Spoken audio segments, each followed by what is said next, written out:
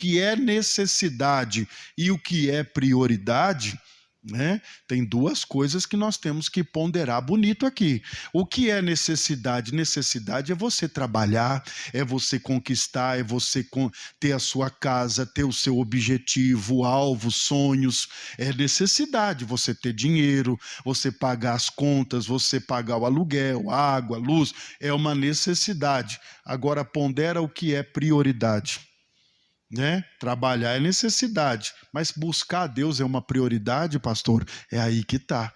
E é aqui que nós nos perdemos. Por quê? Porque a gente olha como necessidade. Não, pastor, eu não tenho tempo, eu tenho trabalhado, eu tenho que trabalhar, porque senão eu não consigo pagar as contas. É verdade. Tudo isso é verdade. Mas vamos pôr na canetinha o que é prioridade. A prioridade é buscar a Deus, que a Bíblia diz, né, que nós temos que buscar a Deus em primeiro lugar, e as demais coisas nos serão acrescentadas. Buscar a Deus, a sua justiça e as demais coisas. Se eu falar para você que a necessidade de trabalhar, de ter dinheiro, de possuir coisas, é uma necessidade, mas não é prioridade. Por quê, pastor? Porque vai chegar uma hora que isso vai ser julgado. E ele vai dizer, vamos ver se você se atentou para as coisas da terra, ou vamos ver se você se atentou primeiro para as coisas do céu. Não é o que a palavra fala? Vamos colocar prioridade. Qual é a prioridade? Buscar em primeiro o reino de Deus e a sua justiça, e as demais coisas te serão acrescentadas. E isso é importante, é a maneira com que eu tenho colocado. Porque se eu colocar as coisas de Deus em primeiro lugar, eu vou conseguir a salvação, a vida eterna. Um dia eu vou ser julgado. Não ajunteis tesouros na terra, mas sim tesouros no céu. Isso é prioridade, pastor? Isso é prioridade. Tá vendo como eu tenho que controlar isso? E aí a questão de se entender, será que é necessário? E aí todas essas palavras, eu estava estudando antes de pregar aqui, ontem eu estava meditando, e aí me veio à cabeça o seguinte: sabe quem mais pregou sobre o inferno? Jesus.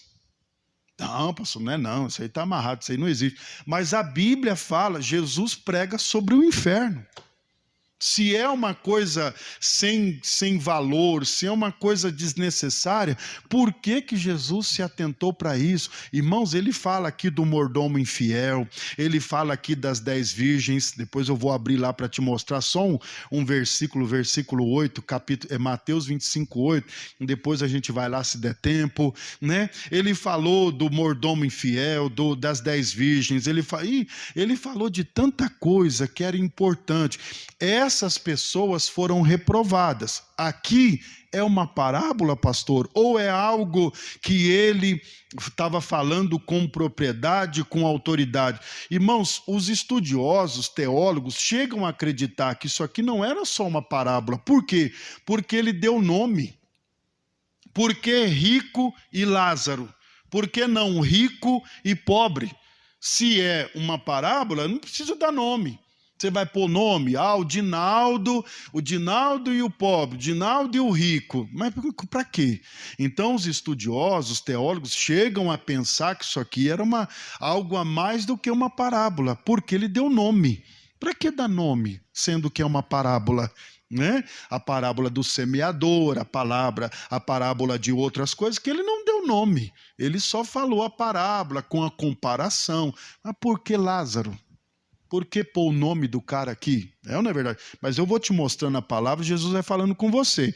Lucas 16, 19 diz: ora, havia um homem rico que se vestia de púrpura e de linho finíssimo e vivia todos os dias regalada e esplendidamente. Havia também um certo mendigo chamado Lázaro, o qual jazia cheio de chagas à porta daquele e desejava alimentar-se com as migalhas que caíam da mesa do rico, e até os próprios cães vinham e lhe lambiam as chagas. O cara era pobre e doente.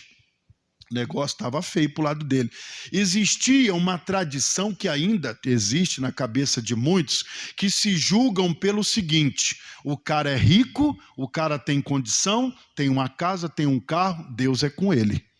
Agora o cara é pobre, os cachorros é o consolo deles. Ah, Deus separou esse coitado para castigar. Ah, e olha só como está sofrendo. Olha, Deus abandonou. Nós temos essa visão também. Quando nós estamos no meio de uma batalha, de uma luta, de um deserto, a primeira coisa, a primeira acusação que vem é que Deus nos abandonou.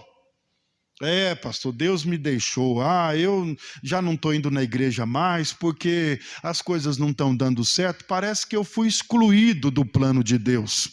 E aqui não é diferente. O cara era rico, tinha a roupa dele era púrpura de linho finíssimo. Sabe o que era isso aqui? Deixa eu te explicar isso aqui na teologia. Eu fui procurar para te explicar.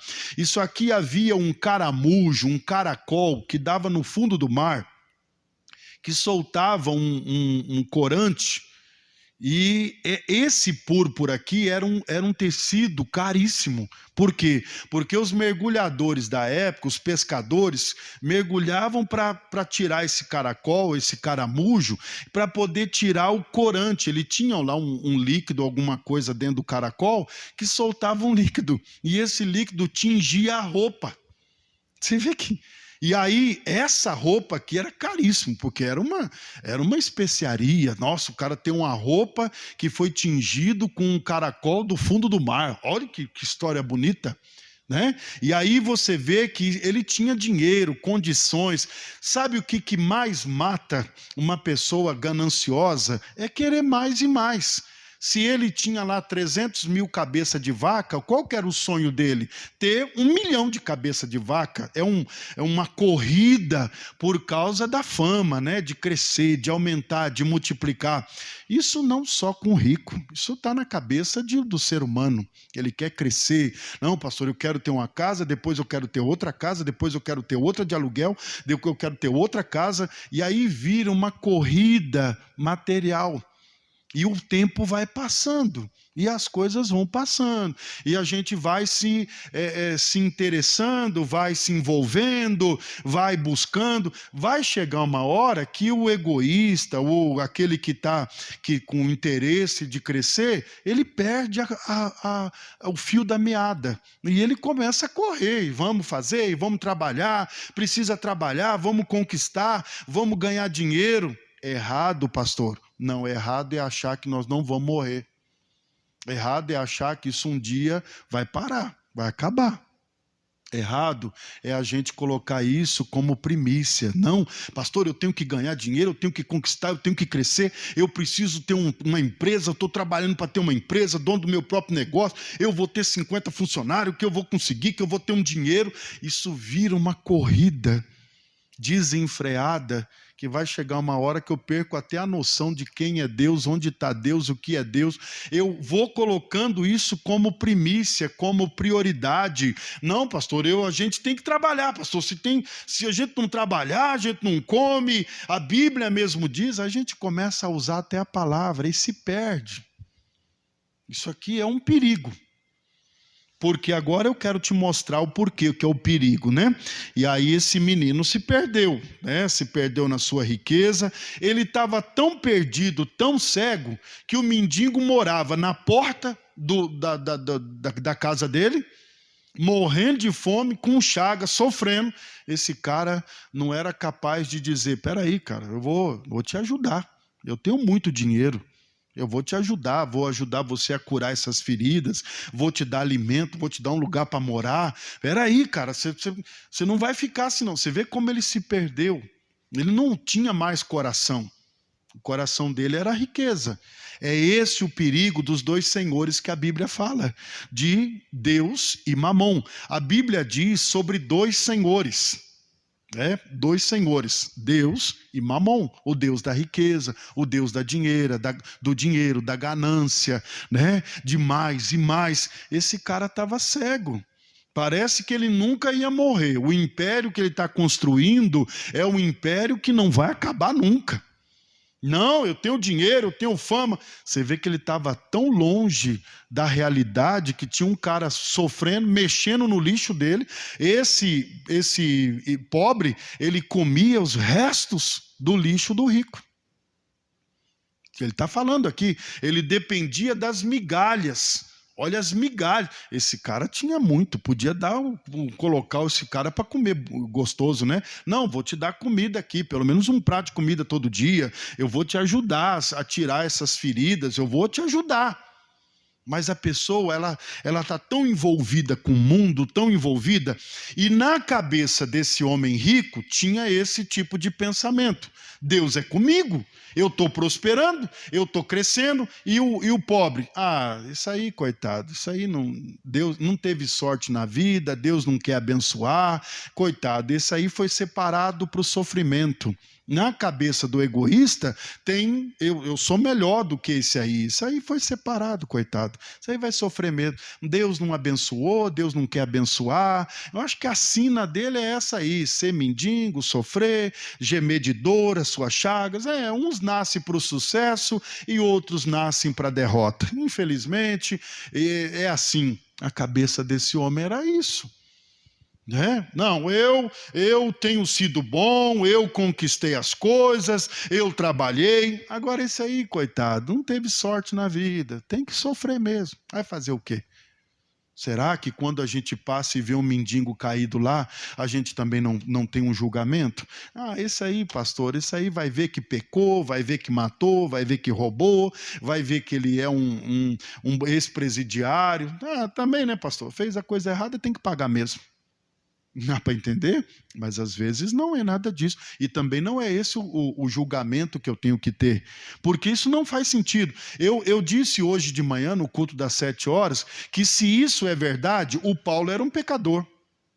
Porque o cara foi preso, ele rachou o navio dele, naufragou, ele conseguiu chegar na ilha de Malta, uma serpente morde a mão dele, pica a mão dele, os bárbaros ficam olhando para ele dizendo, cara, tu é um azarado, irmão. Você é muito azarado demais.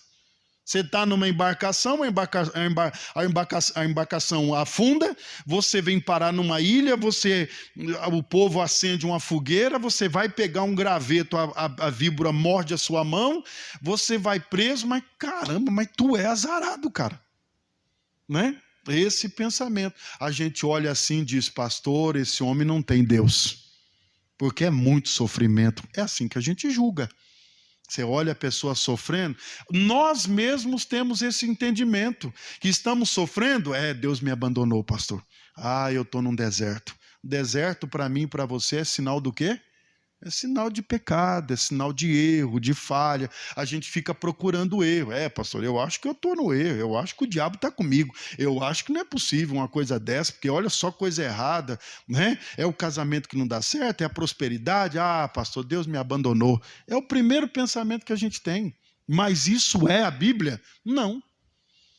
É uma luta que todo mundo tem, é uma batalha que todo mundo tem, mas o que deve ser feito? Enfrentar.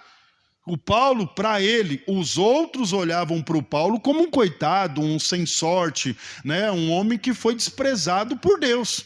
Já na cabeça do Paulo, ele não, eu estou muito bem, sei viver na tristeza, na angústia, na amargura, com muito, com pouco, com nada, sei glorificar Deus preso, solto, livre, eu não tenho problema com isso. Mas isso no Paulo. Já alguém assistindo a vida do Paulo iria dizer, se fosse para eu e você escrever um relato de Paulo, pastor, o cara é um coitado. Nossa, foi preso, injustiçado. Pastor, não teve sorte. Um dia Jesus parou ele no caminho de Damasco, mas não funcionou a vida dele. Como é que um cara é de Deus e foi preso, pastor? Como é que um cara é de Deus e ele mesmo disse que sofreu privações em algumas coisas? Como é que o cara é de Deus e vai preso? Como é que o cara é de Deus e vai prisioneiro num barco para Roma, num navio? Como é que o cara é de Deus e uma cobra pica ele, pastor? Não tem. O cara é de Deus, ele não pode ter essas coisas. Esse é o nosso pensamento errado. E aí a parábola volta aqui, que você vai entendendo mais. 22. E aconteceu que morreu o mendigo. Isso é fato. Isso aqui é real. Isso aqui não tem nada de anormal aqui não. E foi levado pelos anjos para o seio de Abraão. Foi direto, não teve sepultamento, não teve nada. Porque é indigente. Indigente não tem sepultamento. Coloca dentro de uma gaveta, fecha e escreve lá, indigente. Ninguém nem vai reclamar e o corpo e ninguém vai atrás. E morreu também o rico e foi sepultado. Aí teve um sepultamento. Aí teve coroa de flor, teve pão com mortadela, teve um guaraná, um café, né? E todo mundo dizendo, como foi bom esse rapaz, vencedor. Nossa, como ele venceu na vida, prosperou, deixou uma boa riqueza, deixou uma viúva abastada também com bênçãos, regalada também com bênçãos. Os filhos, que bênção, que coisa bonita. É assim que morre bonito, na nossa cabeça. Porque aqui na parábola ou aqui na história não morreu bonito não, irmão. Então você quer ver? Diz o quê? E no inferno. Para onde ele foi, irmão? Eu gosto da Bíblia ou as pregações de Jesus, por quê? Porque ele é radical. Como é que pode um cara, um segundo antes, rico, abastado de coisas, cheio de poder, cheio de riqueza, desejando amanhã comprar mais vaca? Não, amanhã eu vou comprar 50 mil vacas. Eu vou comprar uma fazenda, encher ela, sonhos, planos. No egoísmo, o cara tem esse plano, né? Ele vai, não, eu vou conseguir, eu vou amanhã mesmo, eu vou atrás, vou comprar mais uns carneiros, vou encher aquela fazenda de carneiro. Planos. Só que isso aqui, da noite para o dia, ou de uma hora para outra, o cara morreu. Acabou os planos dele. E agora começa a palavra, ela vai se cumprir. Para onde o cara foi? Para o inferno. Para o Hades. Para o lugar de tormenta. Para que ele foi? E no inferno ergueu os seus olhos, estando em tormentos. Mudou a história. Radicalmente. Era um cara cheio de sonhos, planos e riquezas, de repente acaba tudo. Isso aqui é fato, isso aqui é a palavra. Por isso que eu digo a você que o inferno é um negócio atual. Não é um negócio, pastor, depois a gente vê isso. Não, tem que ver agora. Por quê? Porque está na Bíblia. Porque quem pregou isso aqui não foi Pedro. Quem falou disso aqui não foi João, porque aí eu e você nós iríamos levantar uma sombra de dúvida. Pastor, foi o Pedro que falou do Hades, do inferno, do não sei o quê. Não, quem pregou isso aqui foi Jesus, irmão. Se é importante, foi ele que pregou, foi ele que disse, prepare, você está vivendo uma vida sem Deus, não está desejando o céu, não está conhecendo o céu, a tua correria, a minha correria, pelos nossos planos, desejos, vontades, sonhos, objetivos, acaba, e acaba num estalar de dedos. Parece que o rico nunca ia morrer. Não, eu tenho planos. Daqui um ano eu vou ter mais 700 mil fazendas. Daqui um ano eu vou ter mais 300 milhões de cabeça de vaca. Porque eu estou crescendo, crescendo, crescendo, crescendo. É uma coisa desenfreada. E o mendigo passando fome na porta dele. Você está vendo como ele não tinha... Perdeu a visão. O negócio agora é só crescer, crescer. Mas tem uma hora que isso aqui, a porta se fecha. Isso é fato, pastor? É fato. Vai acontecer comigo, com você? Vai. Eu não estou desejando a morte para mim e para você, só que ela é tão real, tão atual, ela é tão verdadeira, ela existe. E pode, qualquer hora dessa... Não, pastor, mas isso é egoísmo. Ou isso é desejar o mal, isso é atrair coisa negativa. Não, é uma coisa que, assim como prosperar, crescer, ser de Deus... A morte também existe, e ela também é atual também. Não é uma coisa que, pastor, deixa isso para amanhã, vamos estudar isso mais para frente, eu tenho 47 anos, vamos pensar nisso lá com 60, com 70 anos, aí a gente vai ver, vamos ver o que é. Mas e daí? Quem disse que o amanhã pertence a Deus, a gente não sabe. Então eu tenho que hoje estar atualizado, porque hoje, qualquer hora dessa, momento, não sei, 1 ano, 2 anos, 10 anos, 20 anos, mas o importante é eu saber que isso existe. Não é uma coisa que Jesus pregou para me colocar medo. Não, nem vai existir nada, pastor. Esse homem pensava assim. Não, eu vou viver muito ainda. E, rapaz, com o dinheiro que eu tenho, eu compro a saúde. Eu compro qualquer coisa. O meu plano de saúde cobre qualquer coisa. Se me der aqui agora um problema, eu aciono aqui a ambulância, mas é 2 minutos, ela está aqui na porta de casa. Eu tenho um plano de saúde muito bom, cobre tudo, cobre cirurgia, cobre tudo. E, pastor, o meu plano é muito forte. Esse homem deveria ter. Mas e aí? Acabou. Um estalar de dedo, um piscar de olhos, ele parece que ele foi deitar rico e acordou no inferno. Pastor, que isso? É a Bíblia. É a Bíblia tentando dizer, primeiro é o reino de Deus, visualizar o céu, aprender. É fato, nós vamos para lá. O juízo eterno, né? O dia do juízo, isso aqui é fato. Um dia nós vamos nos encontrar com Jesus. Ah, não, pastor. Mas é verdade, é a Bíblia. Você não crê que Jesus quer te prosperar, quer fazer você crescer, ser uma bênção? Ele também quer acertar contas um dia também. Ah, não, pastor, eu não passo por isso. E estando em tormentos, e viu ao longe o Abraão e Lázaro no seu seio, e clamando disse: Pai Abraão, tem misericórdia de mim. Lá não tem misericórdia. Lá não existe misericórdia. No inferno não tem misericórdia. Sabe o que a Bíblia diz? Ela diz que os vermes comem a carne 24 horas no inferno. E lá não tem como desejar a morte. Você já morreu. Vai desejar o quê? Você já está morto. Você já está lá para ser atormentado. Ele estava sendo atormentado. Não é igual Elias, que o Elias, quando viu que o caldo apertou, ele foi ameaçado por Jezabel, ele foge para um deserto, se enfia debaixo de um pé de zimbro, e lá ele pede a morte. Não, lá não pede a morte, já está morto. Lá o sofrimento é real, é 24 horas, é um tormento. Um dia, 2 dias, 1 ano, 2 anos, 10 anos, é infinito. Por que a gente tem dificuldade de entender isso e brinca com a morte? E brinca com o inferno. Ah, não, pastor, depois eu vejo isso aí. Isso aí não é um assunto tão importante para se tratar agora. Agora eu preciso tratar da prosperidade, pastor, de crescer, de conquistar, de ter minha empresa.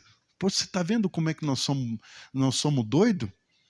Não, peraí, primeiro, pastor, eu tenho que entender sobre a vida eterna, sobre o juízo final. Pastor, eu não posso brincar com isso não. E aí ele vai brincando, né?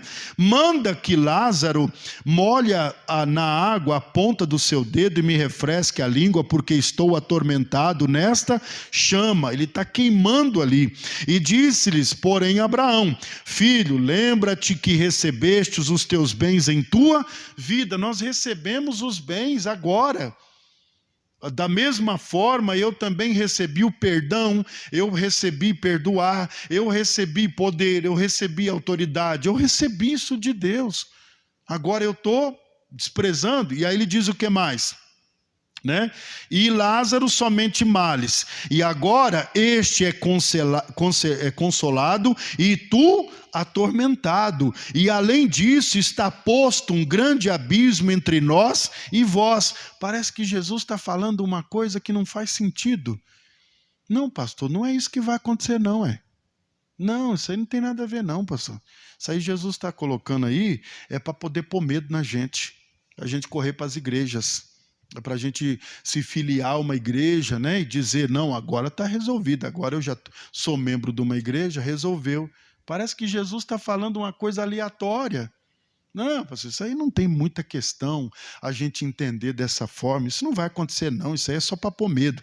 E além disso, um grande abismo há entre nós e vós, de sorte que os que quisessem passar daqui para vós, não poderia, nem tão poucos de lá passar para cá. Sabe qual que é o detalhe aqui? É que lá é que o rico visualizou o Abraão e o Lázaro. A visão era dele para eles e não de lá para cá.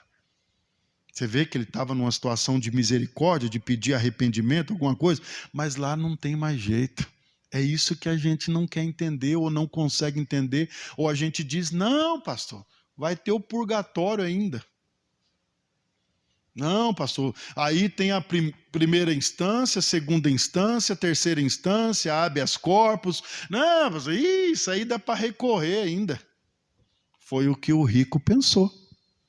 Ele está recorrendo aqui, pedindo misericórdia, pedindo para o Lázaro molhar o dedo, pedindo para o Lázaro ir lá avisar a família dele. E disse ele, rogo-te, pois, ó pai, que mandes o Lázaro, à casa de meu pai, pois tenho 5 irmãos, para que lhes dê testemunhos, a fim de que não venham também para este lugar de tormento.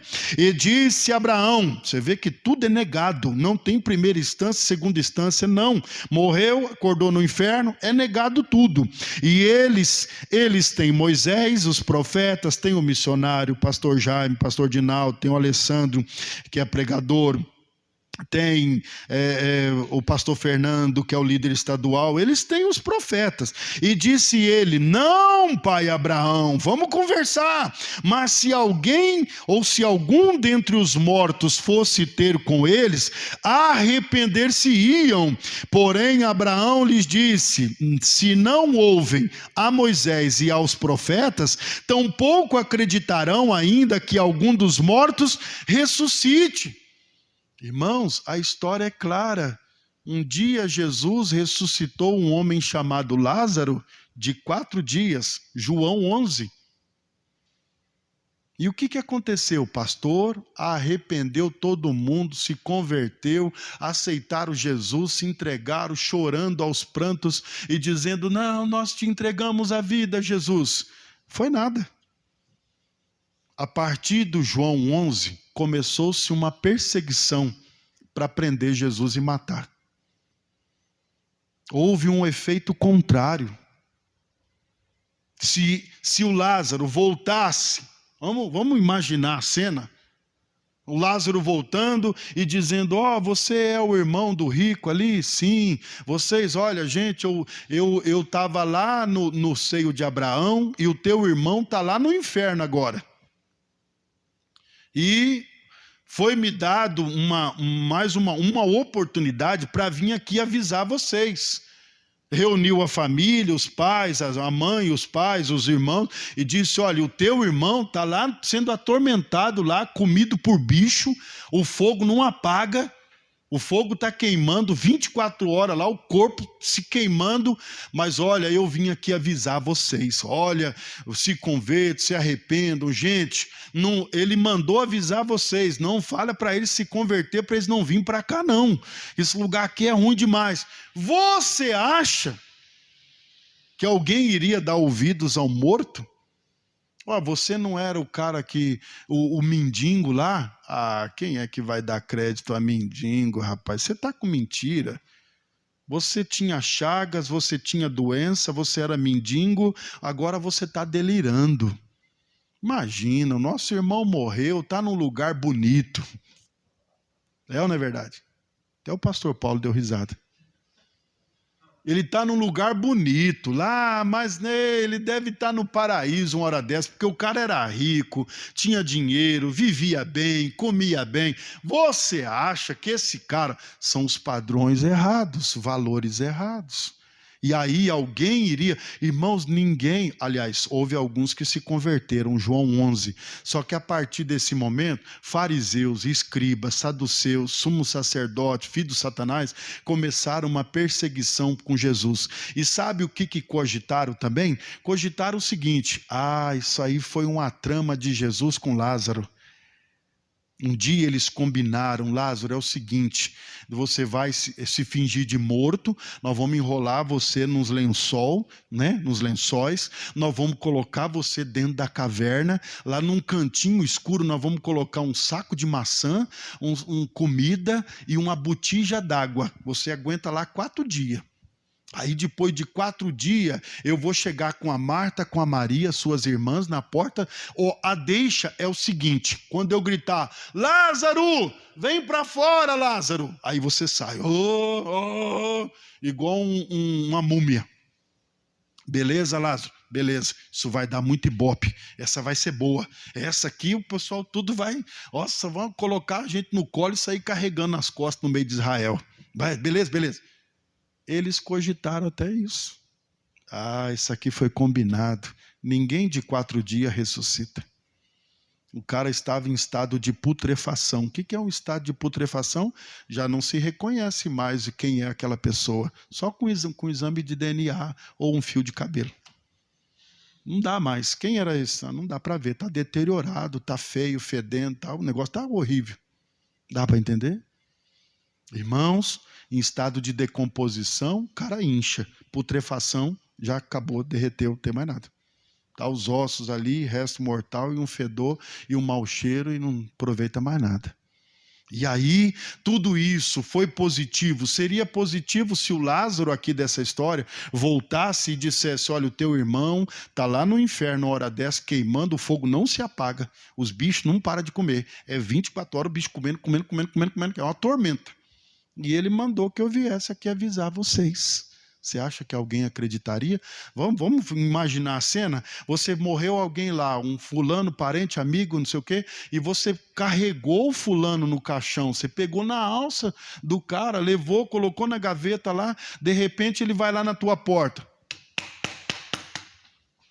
Quem é? É o Godofredo. O quem? O Godofredo, que o teu amigo. Não, cara, você morreu.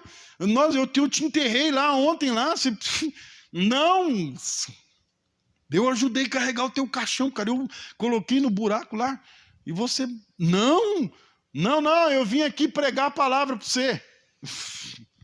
Não faz sentido. E é exatamente isso que o rico queria. Ele estava tão fora, que ele estava tentando achar um jeito, mas tudo foi negado. No juízo final, tudo é negado. Não adianta a gente tentar consertar. E não adianta você pedir chance. Deus, me dá mais uma oportunidade. Deus, me dá mais uma chance. Irmão, se nós fôssemos calcular quantas chances e quantas oportunidades nós temos todos os dias, eu ia falar para você de bilhões, trilhões de chances num dia. A gente tem muita chance de se arrepender, de converter, de buscar, de visualizar o céu, de enxergar o céu, de desejar o céu, porque é a nossa casa, é para lá que a gente vai, é lá que nós vamos chegar lá na glória. Mas por que nós temos pouca informação sobre o céu, pouca informação sobre a salvação? Pouca. Nós estamos tão atrelados a esse mundo que a gente esqueceu de buscar o céu. Está esquecendo. Mas como um piscar de olhos, esse rico acordou no inferno. De repente ele se vê no inferno atormentado pelo cão e tentando negociar. Não, Senhor, não, Abraão, pede misericórdia, pede para ele molhar o dedo, pede para ele ir lá em casa, não, faz alguma coisa. Não dá mais. Acabou. Aonde está escrito isso, pastor? Vai lá no Mateus. Jesus pregou tanto sobre isso. E eu não sei por que nós não estamos aceitando isso tudo. Pastor, eu vou aceitar agora, que bom, vamos aceitar mesmo, né? Lá no Mateus 25, no versículo 8, eu não vou ler tudo, porque não dá tempo.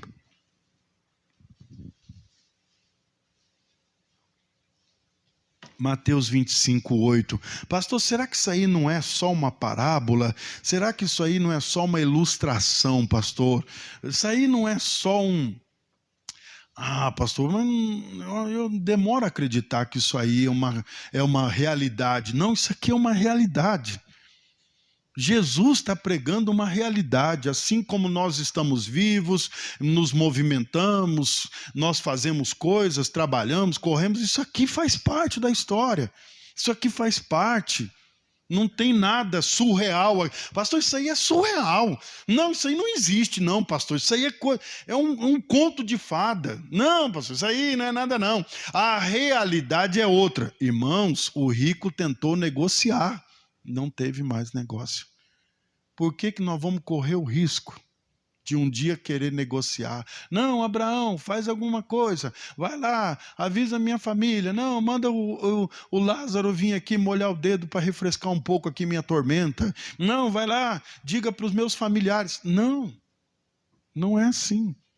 Não é, o assunto é tão tenso, tão pesado, que eu acho que tem pastor que nem gosta de pregar isso. Por quê? Porque, pastor, é muito pesado demais. Fala do inferno, mas é uma realidade que eu não posso omitir, né? Não, irmão, fica tranquilo, isso aqui não vai acontecer não, isso aqui nós vamos curtindo a vida, vamos trabalhando, vamos correndo para lá e para cá, vamos curtir. Ih, irmão, isso aí é uma história para boi dormir. Será? Não é verdade. É bíblico, é real. Isso aqui é atual. Isso aqui é atual. Atual como Jesus vive, atual como você tem direito à bênção, atual como você acorda todo dia pela manhã, quando você dorme, você acorda, Jesus permite que você acorde, né? Isso aqui é atual, é real. Nós não estamos falando de uma coisa surreal. Não, isso aí é uma ilustração. Jesus dando ilustração, qual era o propósito dele fazer isso? Pôr medo?